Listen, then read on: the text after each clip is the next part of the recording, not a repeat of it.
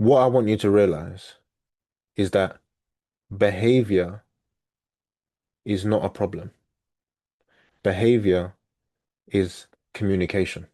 But the reason it can be seen as a problem is because the behavior isn't identified at the root and it is punished for as how it is expressed or how it's displayed. So until we find the root of the behavior, we can never solve anything and we can never help or support anyone. And most importantly, until you identify it, you can never change it. Nobody else can change you. Only you have the ability to do that. So no matter how much support you get, it's you ultimately that has to make decisions and choices. I want you to realize that behavior, the way you're behaving, is doing something for you. And the thing that it's doing for you makes you feel good. Forget about whether it's healthy. What you're doing and how you're behaving is doing something right now that is helping you. And now I want you to think about whether it's you or whether it's somebody that you know.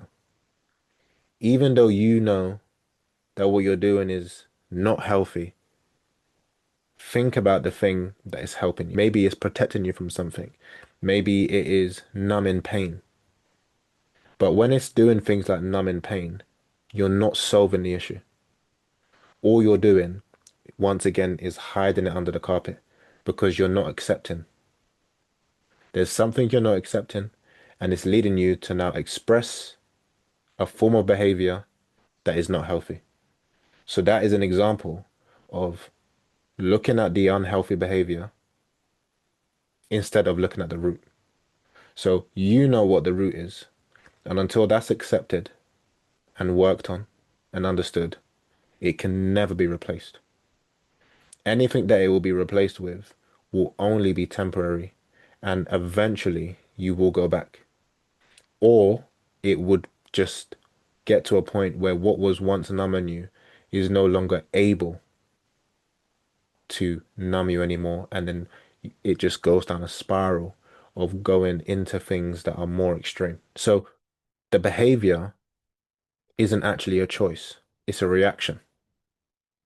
And what that reaction actually is a strategy that you haven't prepared for simply because it hasn't been identified and accepted. So even though you are aware of the behavior, it's not something you're choosing to do. It's a coping mechanism. Maybe the behavior is for you to feel a type of control. Maybe it's a form of relief. Maybe it's for attention. Maybe it's a cry for help. Maybe it's to feel a form of belonging, like you belong to something or someone notices you. Or maybe it's to escape. Maybe it's for safety, maybe it's for power. There's loads of different reasons as to why these forms of behaviors that you're expressing or that are being expressed can present themselves.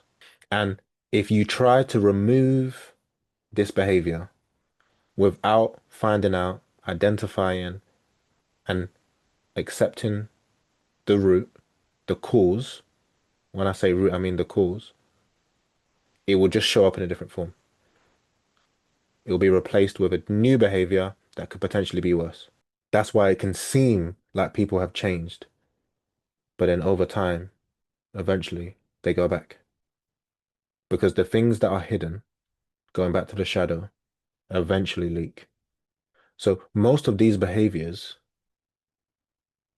that are being expressed were downloaded in early stages in your life. Once again, you would have either seen it done online or in person, you would have heard about it online or in person, or you would have seen somebody do it. It would have been demonstrated to you. Behavior that you're expressing, even though you didn't choose it, is almost second nature to you because of where you've learned it. So you have learned this behavior. So, for example, if acting out, and by acting out, I mean explosive and impulsive behavior when you were a child got you attention, then what that actually means is that chaos to you equals connection.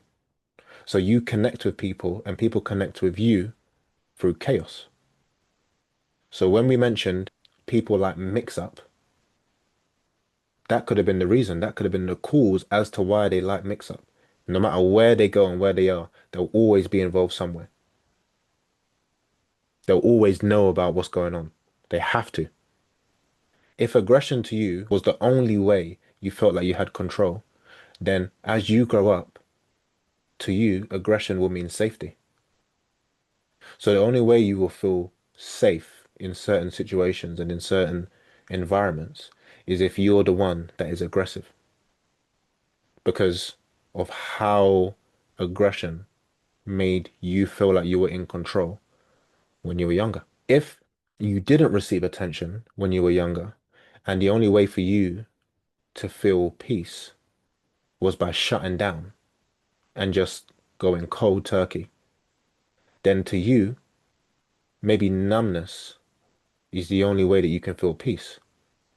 And then that will showcase in the way that you express certain behaviors.